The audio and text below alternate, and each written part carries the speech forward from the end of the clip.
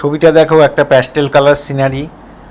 যারা প্যাস্টেল কালারে ভালো ভালো ছবি আঁকতে চাও তাদের জন্য এই সিনারিটা দেখো। একটা ঘর আঁকছি, চালটা এঁকে নিলাম।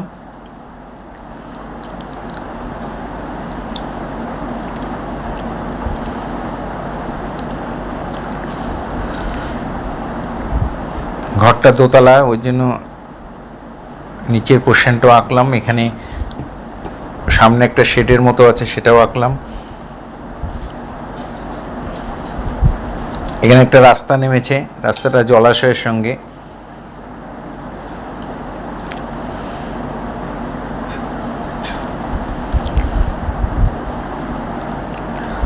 এখানে জঙ্গলটা করে দিলাম।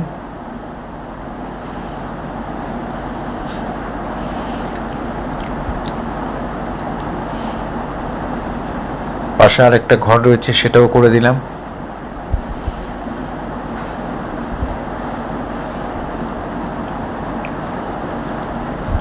এখান থেকে কিছু গাছের পাতা দেখা যাচ্ছে, দু সাইডেই রয়েছে, সেটাও এঁকে দিলাম। এই হয়ে গেল আমার পেন্সিল ড্রয়িং।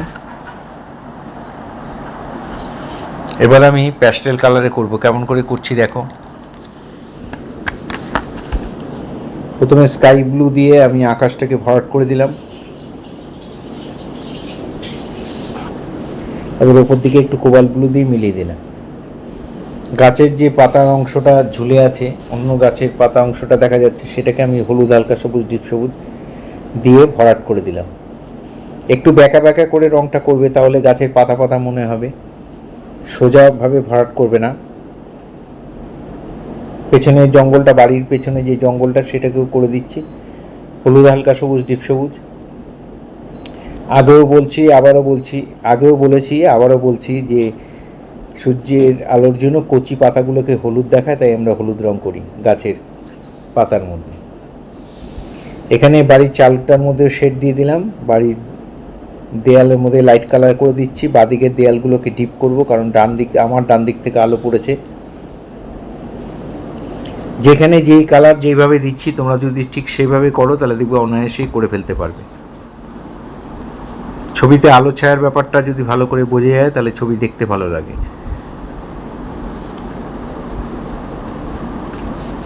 এটা ডিপ ইয়েলো আর লেমন ইয়েলো দিয়ে ভরাট করে দিলাম।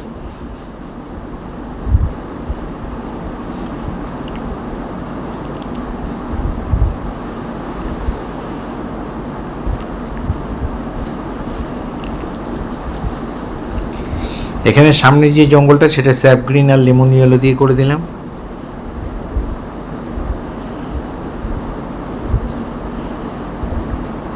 পাথরগুলোর মধ্যে একটু ডার্ক ব্রাউন, একটু ইয়েলো। সামনের পাথর দুটো একটু গ্রে কালার দিয়েছি ডার্ক ব্রাউনের সাথে। জলটা কোবাল্ট ব্লু আর স্কাই ব্লু দিয়ে ভরাট করে দিলাম।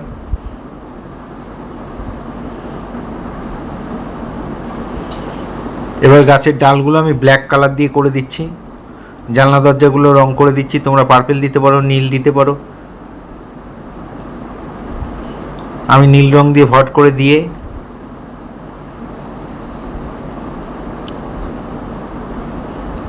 চালের মধ্যে যে টালিগুলো রয়েছে, সেগুলোকে আমি ব্ল্যাক কালার দিয়ে বুঝিয়ে দিচ্ছি।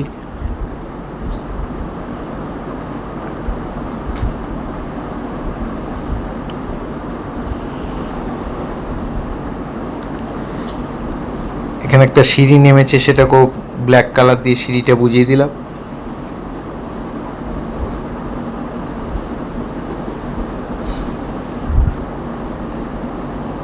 পাথরগুলোর মধ্যে একটু ব্ল্যাক কালার দিয়ে একটু শেড মিলিয়ে দিচ্ছি।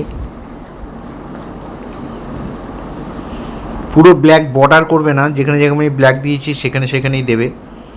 এই ধরনের ভিডিও প্রতিনিয়ত পাওয়ার জন্য অবশ্যই আমার একমাত্র YouTube channel Suryadip art gallery আপনারা অবশ্যই সাবস্ক্রাইব করবেন। ভালো লাগলে একটা করে লাইক কমেন্ট করবেন।